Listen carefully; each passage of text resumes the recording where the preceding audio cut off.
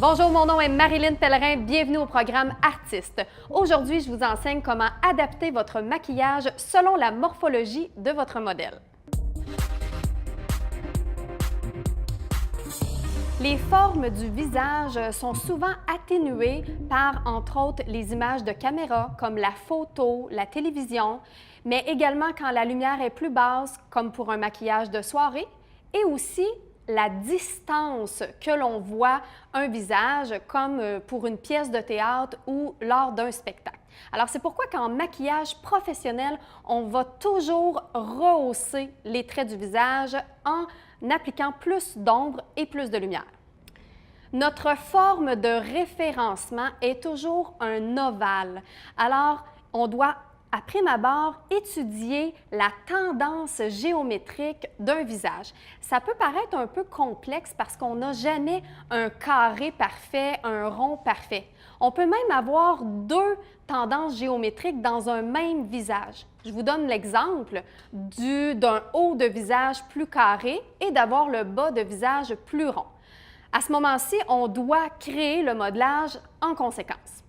Alors, regardons un ovale parfait premièrement. Donc, les caractéristiques d'un visage ovale, premièrement, le visage ovale est plus long que large et également le haut du visage est légèrement plus large que le bas du visage. On retrouve plus ou moins d'angles au niveau du haut et du bas, donc c'est plus circulaire pour ce qui est de la forme. Si on regarde d'autres formes de visage avec leur tendance géométrique, entre autres le visage carré. Alors, si vous voyez, regardez le visage carré, souvent il est presque aussi large que long. Alors, plus court que le visage ovale et également plus angulaire. Donc, au niveau du front et au niveau de la mâchoire, on retrouve des angles plus accentués. En maquillage professionnel, pour aller créer les ombres et lumières, bien sûr, je vais vous enseigner comment créer les ombres et lumières standards qu'on fait en tout temps sur un visage ovale. Et à ce moment-ci, quand on veut aller modifier, corriger ou améliorer une tendance géométrique, on va aller ajouter d'autres ombres et lumières correctives. Si vous regardez ici, on voit que pour le visage carré, on est allé ajouter des ombres supplémentaires de chaque côté du front. Par la suite, des ombres supplémentaires de chaque côté de la mâchoire. Et finalement, on est allé aussi mettre de la lumière plus au niveau du front, nez bien sûr, et menton, mais plus au centre du visage dans le but d'allonger, toujours pour se ramener à un ovale. Deuxième tendance géométrique, le visage. Après avoir fait tous les correctifs et unifié le teint du visage de Charlie, alors comme vous voyez, c'est comme si je pars sur une toile blanche. Je suis allée enlever toutes les imperfections, les couleurs et même les ombres et lumières. Et là, je vais pouvoir m'amuser à recréer les ombres et lumières et les couleurs, bien sûr, de mon choix.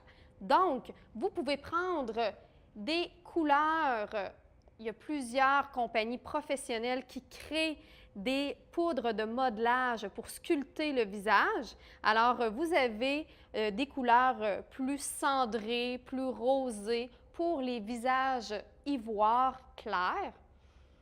Il existe également des couleurs plus chaudes, donc pour les visages plus foncés, contenant un peu plus de jaune, d'orangé. Alors, c'est important d'aller choisir la bonne couleur pour ne pas donner un effet trop orangé sur les teints ivoires ou pour ne pas donner un effet grisonnant sur les teints trop foncés.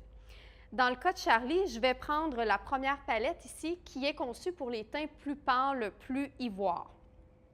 Je peux débuter par la lumière, donc je vais prendre ma couleur pâle ici et je vais aller positionner ma poudre lumière sur son visage.